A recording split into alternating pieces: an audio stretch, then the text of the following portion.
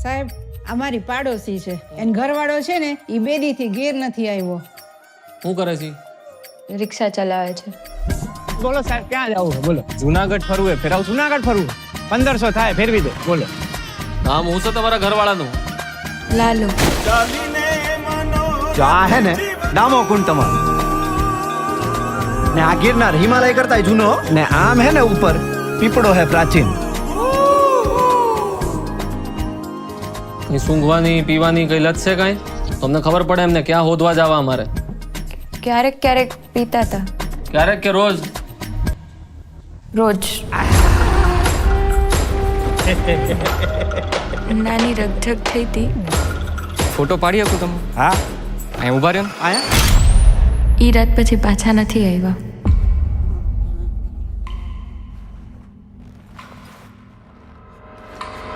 નમસ્કાર.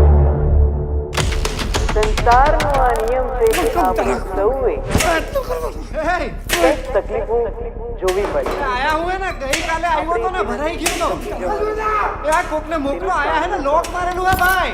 કંઈક ને કંઈક પ્રયત્નો કરતા રહેવાના. પ્રભુ તમે ક્યાંથી આવ્યા? હું તો અહીંયા ખાલી ગાયોનું ધ્યાન રાખવા આવ્યો. એક દારૂડિયાની લાશ મળી છે. મોઢું વર્તાતું નથી. તમે જેના દારૂડિયો કહો છો ને એ મારો દીકરો છે હો સાહેબ.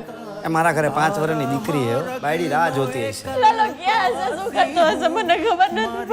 કાઢો મને કાઢો કાઢો રે એ કાઢે. અંદર લાશનું મોઢું બતાવી દે.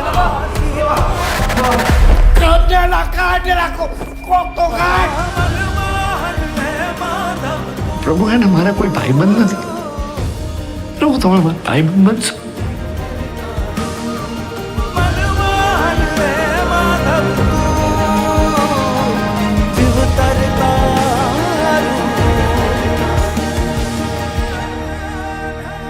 તમને ખબર છે એવું કહેવાય છે કે કૃષ્ણ ભગવાન એમના ભક્ત નરસિંહ મહેતા માટે 52 વાર અહીંયા આવ્યા છે જુનાગઢ.